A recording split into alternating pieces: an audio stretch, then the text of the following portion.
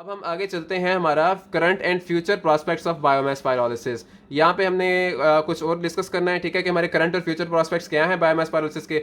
तो ये सबसे पहला हमारा आता है माइक्रोवेव पायरोलिसिस। अब माइक्रोवेव पायरोलिसिस क्या होती है? माइक्रोवेव पायरोलिसिस है microwave heating use for fast pyrolysis. यहाँ पे हम माइक्रोवेव को इस्तेमाल करते हैं और हम हीट करते हैं, माइक्रोवेव का सोर्स ऑफ हीट यूज करते हैं फास्ट पायरोलिसिस के लिए। फास्ट पायरोलिसिस कौन सी वाली थी? जो हमने सेकंड वाली पढ़ी थी ना, फास्ट पायरोलिसिस, ठीक है। हमने क्या करना है कि माइक्रोवेव पायरोलिसिस क्या होती है, इसमें हमने हीटिंग यूज करना है, microwave heating use for fast pyrolysis, ठीक है। अब इसके बाद हमारे पास क्या होगा कि microwave radiation absorb by biomass. Biomass क्या करता है? माइक्रोवेव रेडिएशन को एब्जॉर्ब करता है, माइक्रोवेव रेडिएशन को एब्जॉर्ब करता है और हीट करता है बायोमास को। माइक्रोवेव आएगी, वो बायोमास के ऊपर गिरेगी और जो बायोमास है वो हीट अप हो जाएगा। Shortens the initiation time for pyrolysis reaction. अब देखें ना, एक बायोमास है वो ऑलरेडी हीट अप हुआ पड़ा है, तो उसके लिए हमारे पास क्या होगा कि हमारे पास इनिशिएशन टाइम, जो रिएक्शन को स्टार्ट होने के लिए टाइम चाहिए होता है, वो भी कम लगेगा, ठीक है। Shortens the initiation time. Energy required for process is reduce. इसी तरह हमने जो एनर्जी दी है माइक्रोवेव के जरिए, तो हमने ऑलरेडी बायोमास को एक्साइट किया है, तो हमारे पास जो ओवरऑल जो रिएक्शन को स्टार्ट करने के लिए जो हमारी एनर्जी रिक्वायर्ड थी वो भी क्या हो जाएगी? वो भी कम हो जाएगी। Energy required for the process is reduce. Pyrolysis can be initiated at lower temperature. देखिए, हमें फास्ट पायरोलिसिस के लिए बहुत ज्यादा टेंपरेचर चाहिए होता था, लेकिन यहां पे हमने कहा पायरोलिसिस जो होगी हमारी लोअर टेंपरेचर पे भी इनिशिएट हो सकती है। तो हमारे पास जो एग्जांपल्स हैं उसमें सबसे पहले आती है carbon based solid products for treatment of contaminated water. यानी कि हमने पायरोलिसिस किसकी करवाई? हमने पायरोलिसिस करवाई पीकन नटशेल की। हमने जब पीकन नटशेल की पायरोलिसिस करवाई तो हमारे पास carbon based solid products produce हुए, ठीक है। अब इन कार्बन बेस्ड सॉलिड प्रोडक्ट्स का हमने क्या किया? हमने इनका इस्तेमाल किया है कंटेमिनेटेड वाटर की ट्रीटमेंट के लिए, ठीक है। यानी कि हमने कहा कि हमने पीकन नटशेल जो होता है उसके जब हम पायरोलिसिस करते हैं तो हमारे पास carbon based solid products obtain होते हैं। अब यही जो कार्बन बेस्ड सॉलिड प्रोडक्ट्स होते हैं इनको हम इस्तेमाल करते हैं कंटेमिनेटेड वाटर की ट्रीटमेंट के लिए।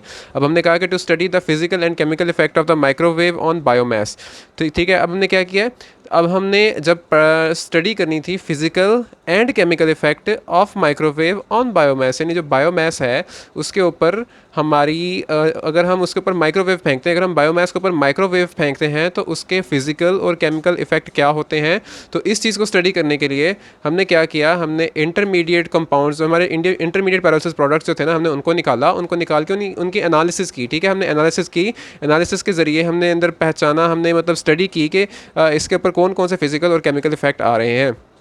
तो हमारे पास यहाँ पे क्या होता है कि हमारे पास जो इंटरमीडिएट पायरोलिसिस प्रोडक्ट होते हैं ना, हम उनको सेपरेट करते हैं, उनको सेपरेट करके उनकी एनालिसिस करते हैं। उनकी एनालिसिस करेंगे तो हमें पता लग जाएगा कि हमारे पास फिजिकल और केमिकल इफेक्ट क्या होते हैं बायोमास पर, माइक्रोवेव के फिजिकल और केमिकल इफेक्ट क्या होते हैं बायोमास पर, ठीक है।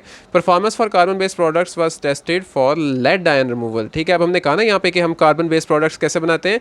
पीकन नटशेल की पायरोलिसिस से, ठीक है। कौन सी pyrolysis? Microwave pyrolysis. Pecan nutshell की माइक्रोवेव पायरोलिसिस से हम क्या बना रहे थे? Carbon based solid products. और वो किस लिए इस्तेमाल होते थे? ट्रीटमेंट ऑफ वाटर के लिए। अब वही बात ये है कि इनकी परफॉर्मेंस, यही जो कार्बन बेस्ड प्रोडक्ट है, इनकी परफॉर्मेंस हम कैसे मेजर करते हैं? Was tested for lead ion removal. अब वाटर में लेड आयन क्या होता है? कंटेमिनेशन होती है ना। अब वाटर में से जब लेड आयन को हमने रिमूव करना है तो ये चीज़ कौन कराएगा? कार्बन बेस्ड प्रोडक्ट्स करवाएंगे। हमने कहा कार्बन बेस्ड प्रोडक्ट्स की हमने एफिशिएंसी देखने के लिए कंटेमिनेटेड वाटर में से लेड आयन रिमूव करवाया, तो इसके ज़रिए हमें एफिशिएंसी पता लग गई। अब मेन मैकेनिज्म इसमें हमारा कौन सा था? मेन मैकेनिज्म हमारा था ion exchange by calcium ions, ठीक है। हमारे पास यहाँ पे मेन मैकेनिज्म कौन सा था? आयन एक्सचेंज का। तो हमारे पास यहाँ पे कौन सा था? आयन एक्सचेंज, ठीक है। आयन एक्सचेंज किसकी होनी है? Calcium ions on the surface of material applied in lead ion removal, ठीक है। हमने कहा जो हमने लेड आयन रिमूवल के लिए जो मटेरियल अप्लाई किया है उस मटेरियल की सरफेस के ऊपर आयन एक्सचेंज होना है, ठीक है। कैसे आयन एक्सचेंज होना है? कैल्शियम आयंस के जरिए, ठीक है। यानी कि हमने जो मटेरियल, जो हमने कार्बन बेस्ड मटेरियल, हमने कहा था ना कार्बन बेस्ड मटेरियल जो है हमारा, जो हमने कार्बन बेस्ड मटेरियल अप्लाई किया है उसकी सरफेस पे हमारा क्या होना है? कैल्शियम आयंस ने एक्सचेंज होना है लेड आयन के साथ, ठीक है। जब लेड आयन के साथ एक्सचेंज हो जाएंगे उस मटेरियल में, उस मटेरियल की सरफेस पे कैल्शियम आयंस के साथ एक्सचेंज हो जाना है लेड आयंस से, ठीक है। अब जब हमने ईएमआर फेंकी, ईएमआर इंटरेक्शन करवाएंगे तो हमारे जो कैल्शियम आयंस है ना, जो हमारे वो कैल्शियम कंपाउंड्स में तब्दील हो जाएंगे, कैल्शियम कंपाउंड्स हमारे डिवेलप हो जाएंगे, ठीक है। इस तरह हमारे पास जो कैल्शियम कंपाउंड है वो भी डिवेलप होकर रिमूव हो सकेंगे और हमारे पास जो है अपने लेड जो है वो भी रिमूव हो जाएगा, ठीक है। अब intermediate products of traditional pyrolysis are different from microwave pyrolysis. अब हम आगे पढ़ रहे हैं कि हमारे पास जो ट्रेडिशनल जो पुरानी तरह की पायरोलिसिस थी उनके इंटरमीडिएट प्रोडक्ट डिफरेंट होते हैं माइक्रोवेव पायरोलिसिस से, ठीक है। अब यहाँ पे देखें ज़रा, in microwave pyrolysis hemicellulose and lignin degradation occur simultaneously, ठीक है। अब जो हम अभी वाली माइक्रोवेव पायरोलिसिस पढ़ रहे हैं इसमें क्या होता है, इसमें हमारे पास हेमिसेलुलोज और लिग्निन जो है इनकी डिग्रेडेशन कब होनी है, साइमल्टेनियसली। अकर कैसे होनी है, साइमल्टेनियसली, एक ही साथ हेमिसेलुलोज और लिग्निन टूटना है। लेकिन हमारे पास जो ये वाला प्रोसेस है ना, सीक्वेंटल था ट्रेडिशनल प्रोसेस में, पहले हेमिसेलुलोज टूटता था फिर लिग्निन टूटता था, ठीक है। ये अलग अलग काम होते हैं, लिग्निन या पहले लिग्निन टूटेगा फिर सेलुलोज मतलब हेमिसेलुलोज टूटेगा, मतलब ये दोनों एक साथ नहीं होते थे, ये प्रोसेस अलग अलग होते थे, ठीक है। अब ये था हमारा इसकी एक एग्जाम्पल, ठीक है। अब इसकी जो सेकेंड एग्जाम्पल है वो क्या कहती है हमें,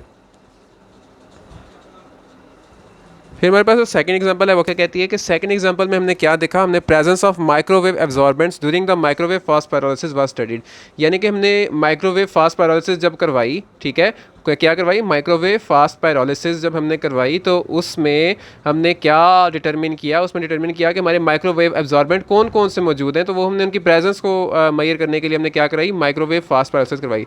यानी कि माइक्रोवेव एब्जॉर्बेंट्स की प्रेजेंस जो है उसको स्टडी किया गया, कैसे स्टडी किया गया, माइक्रोवेव फास्ट पायरोलिसिस के ज़रिए, ठीक है। अब कैसे किया गया देखिए हम, silicon carbide used as microwave absorbent. जो हमारा सिलिकॉन कार्बाइड है वो किस तरह किस लिए यूज़ होता है, माइक्रोवेव एब्जॉर्बेंट के तौर पे, यानी उसने माइक्रोवेव्स को एब्जॉर्ब करना होता है।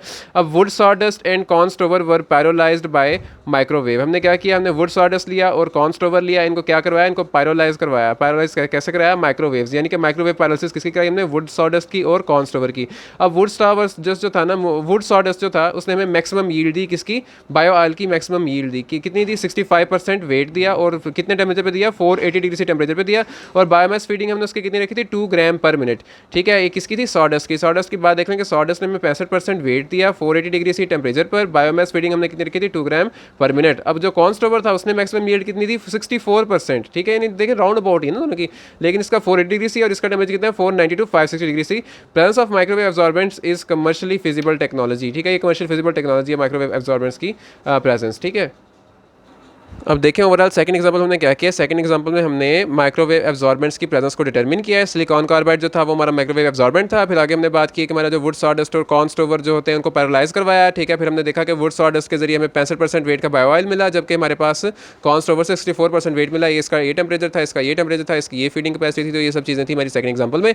अब हम आते हैं, मूव ऑन करते हैं, माइक्रोवेव पायरोलिसिस हमारी यहाँ पे खत्म होती है। अब हम मूव ऑन करते हैं सोलर पायरोलिसिस ऑफ बायोमास पे। अब सोलर पायरोलिसिस जैसा कि आपको नजर आ रहा है कि सोलर क्या होता है, energy of sun, heat energy, ठीक है। अब यहाँ पे क्या होना है कि हमारे पास सोलर पायरोलिसिस बायोमास में depends on the concentrated solar energy as a source of heat. हमने क्या करना है, हमने कंसंट्रेटेड सोलर एनर्जी प्रोवाइड करनी है, कंसंट्रेटेड सोलर एनर्जी प्रोवाइड करनी है as a source of heat. Solar energy also upgrades the biomass energy. अब ये जो सोलर एनर्जी थी इसने क्या करना है, इसका कोई ना कोई इफेक्ट तो होगा ना। सोलर एनर्जी क्या करेगी, अपग्रेड करेगी बायोमास की एनर्जी को। जब हमने सोलर एनर्जी दी बायोमास को तो बायोमास की एनर्जी क्या हो जाएगी, अपग्रेड हो जाएगी। This energy upgrading occurs by storing solar energy in chemical form. अब एनर्जी अपग्रेडिंग कैसे होगी, this energy upgrading occurs by storing solar energy in chemical form of pyrolysis products. यानी जो हम पायरोलिसिस करवाएंगे, जब हम सोलर पायरोलिसिस करवाएंगे तो सोलर पायरोलिसिस के बाद जो हमारे पायरोलिसिस प्रोडक्ट्स बनेंगे, ठीक है, उनके अंदर जो एनर्जी स्टोर होगी किस वजह से होगी, सोलर पायरोलिसिस की वजह से होगा। तो ये बात यहाँ पे कर रहे हैं कि this energy upgrading occurs by storing solar energy in chemical form of pyrolysis product. यानी हमारे पास जो बायोगैस और बायो ऑयल, जो बायोचार हमारे पास जनरेट हुए हैं, ठीक है, उनके अंदर जो एनर्जी स्टोर हुई है केमिकल फॉर्म है, जो in the form of chemical bonds जो एनर्जी स्टोर हुई है, ठीक है, वो जो है वो किस वजह से हुई है, वो सोलर पायरोलिसिस की वजह से। वो सोलर एनर्जी ही है जो उनकी केमिकल फॉर्म में स्टोर हुई है, ठीक है। अब अगली बात ये आती है कि हमारे पास the energy stored refers to the energy produced during the combustion. अब ये जो एनर्जी स्टोर्ड है, जो हमने कहा ना केमिकल फॉर्म में जो हमारे पायरोलिसिस प्रोडक्ट में एनर्जी स्टोर है, यानी कि जो बायोगैस, बायो ऑयल, बायोचार के जो केमिकल बॉन्ड्स वगैरह हैं, इनके अंदर जो एनर्जी स्टोर है वो किस वजह से आई थी, वो सोलर एनर्जी की वजह से आई थी ना। वो किससे आई थी, सोलर एनर्जी की वजह से आई थी, ठीक है। अब ये जो एनर्जी होती है ये क्या होती है, energy, this energy stored refers to the energy produced during the combustion of biomass. अब ये वही वाली एनर्जी है कि अगर मैं इस बायोमास की क्या कर दूं, इसकी मैं कंबस्शन कर दूं, ये वाले जो बायोगैस, बायो ऑयल और बायोचार है इनकी मैं कंबस्शन करूं ऑक्सीजन की प्रेजेंस में, तो मुझे क्या मिलेगा, वही वाली एनर्जी जो मेरी सोलर एनर्जी स्टोर हुई थी वो वाली मुझे एनर्जी वापस मिलेगी। ठीक है, तो हमारे पास ये सोलर पायरोलिसिस में हम अभी तक हमने क्या देखा कि ये सोलर एनर्जी पे डिपेंड करती है, कंसंट्रेटेड सोलर एनर्जी पे डिपेंड करती है। इसके अलावा हमने देखा कि यहाँ पे हमारे पास जो सोलर एनर्जी होती है वो बायोमास एनर्जी को ऑपरेट करती है। अगली बात हमने देखी कि हमारे पास जो एनर्जी है वो स्टोर होती है in the form of chemical bond in biogas, bio oil और बायोचार। और यही जब बायोगैस, बायो ऑयल और बायोचार को हम तोड़ते हैं तो वही वाली जो chemical energy, solar energy chemical energy की फॉर्म में, मतलब जो हमारी सोलर एनर्जी केमिकल एनर्जी की फॉर्म में बायोगैस, बायो ऑयल और बायोचार में स्टोर्ड होती है, वही जब हम बायोगैस, बायो ऑयल और बायोचार को कंबस्टन करेंगे इसकी, तो हमें क्या वही वाली एनर्जी वापस मिल जाएगी जो सोलर एनर्जी यहाँ पे स्टोर हुई थी in the form of chemicals. ठीक है, अब है कि फॉर नॉन सोलर पायरोलिसिस, कौन सी pyrolysis? Non solar pyrolysis. Non solar pyrolysis कौन सी होती है? इसमें सोलर का इस्तेमाल नहीं करना। Energy is required to heat the biomass. ठीक है, अब एनर्जी रिक्वायर होगी ना, जाहिर बात है, वो तो सोलर एनर्जी जो थी वो खुद ही हीट दे रही थी और खुद ही उसको हीट करी थी ना। लेकिन यहाँ पे हमारे पास क्या होगा, नॉन सोलर प्रोसेस में हमें एनर्जी चाहिए होगी हीट करने के लिए। Energy is obtain from non renewable resources. और एनर्जी कहाँ से हमें लेनी पड़ेगी? फिर जाहिर बात है फॉसिल फ्यूल्स वगैरह से लेनी पड़ेगी, और जो नेचुरल गैस वगैरह, ये सारे नॉन रिन्यूएबल एनर्जी सोर्स है ना। तो हमारे पास यहाँ पे जो एनर्जी है वो नॉन रिन्यूएबल एनर्जी सोर्स से लेनी पड़ेगी। ठीक है, दिस डिक्रीजेज फिजिबिलिटी, जिसकी वजह से हमारा जो फिजिबिलिटी है ना रिएक्शन की, वो क्या हो जाती है? डिक्रीज होती है। मतलब रिएक्शन जो होता है ना हमारा कमर्शियली फिर वो अच्छा नहीं रहता। ठीक है, आल्सो प्रोड्यूस इन्वायरमेंटल इफेक्ट्स। इसके अलावा हमारे पास इन्वायरमेंटल साइड इफेक्ट्स भी प्रोड्यूस होते हैं, पोल्यूटेंट्स प्रोड्यूस होती हैं। ठीक है, पोल्यूशन वगैरह प्रोड्यूस होती है। तो इसके अलावा हमारे पास ये है कि यानी हम नॉन सोलर पायरोलिसिस जो होती है उसमें हमारे पास जो, अब नॉन सोलर पायरोलिसिस वो हमारी अच्छी नहीं होती। क्यों अच्छी नहीं होती? क्योंकि वो जो है इसमें हमें एनर्जी चाहिए होती है हीट करने के लिए, और इसके अलावा हम एनर्जी जब चाहिए होती है हीट करने के लिए तो हम एनर्जी कहाँ से लेते हैं? हम जलाते हैं। किनको जलाते हैं? नॉन रिन्यूएबल रिसोर्सेज को जलाते हैं, फॉसिल फ्यूल वगैरह को जलाते हैं, ताकि हम एनर्जी ले सकें और उस एनर्जी से बायोमास को हीट कर सकें। ठीक है, अब यही चीज़ जो होती है हमारी फिजिबिलिटी डिक्रीज करती है, और जो इकोनॉमिकली जो रिएक्शन होते हैं बड़े एक्सपेंसिव बन जाते हैं। एग्जाम्पल हमारे पास होगी यहाँ पे कि by using agriculture residue and forest by products were use to produce high yield of gas by solar pyrolysis. हमने क्या किया? हमने एग्रीकल्चर रेजिड्यू कौन कौन से, मतलब एग्रीकल्चर रेजिड्यू जो एग्रीकल्चर से ऑब्टेन होते हैं, and forest by products, forest के बाई प्रोडक्ट्स होते हैं जैसे सॉडस्ट, पीच पिट और ग्रेप वगैरह। ठीक है, इन सब का इस्तेमाल किया। ठीक है, इन सब का इस्तेमाल करते as a source of biomass इनको इस्तेमाल किया। इनको इस्तेमाल करते हुए हमने क्या प्रोड्यूस की?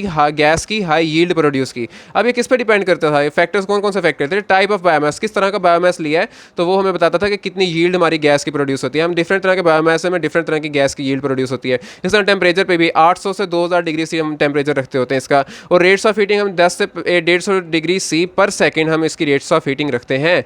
ठीक है, उसके अलावा हमने क्या कहा कि हमारी gas yield increase with increase amount of cellulose and hemicellulose in the biomass. अब हमने कहा ना यहाँ पे हमने कि एग्रीकल्चर रेजिड्यू और फॉरेस्ट बाई प्रोडक्ट्स हमें क्या ऑब्टेन हुई थी? गैस।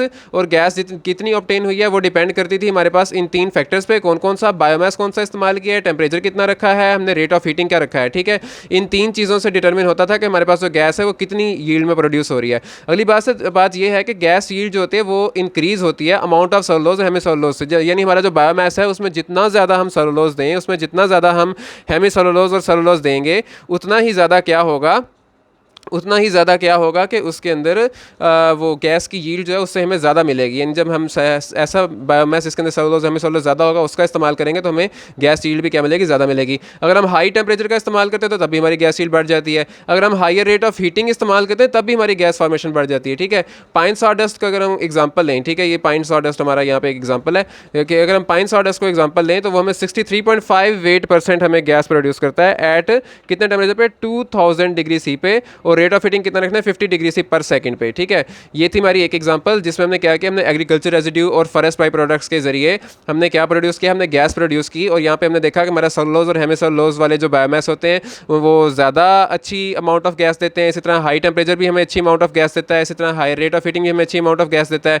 इस तरह हमने पाइन सॉडस्ट की एक एग्जाम्पल भी देख ली यहाँ पे। अब अगली एग्जाम्पल क्या आती है? Solar heat was use to pyrolyse orange peel in solar concentrator. ठीक है, अब सोलर हीट को हमने किस लिए इस्तेमाल किया? ताकि हम क्या कर सकें? पैरालाइज कर सकें ऑरेंज पील को सोलर कंसनट्रेटर में। ठीक है, और हमने मैक्स टेम्परेचर कितना रखा? 465 डिग्री से हमने मैक्सिमम टेम्परेचर रखा है इसका।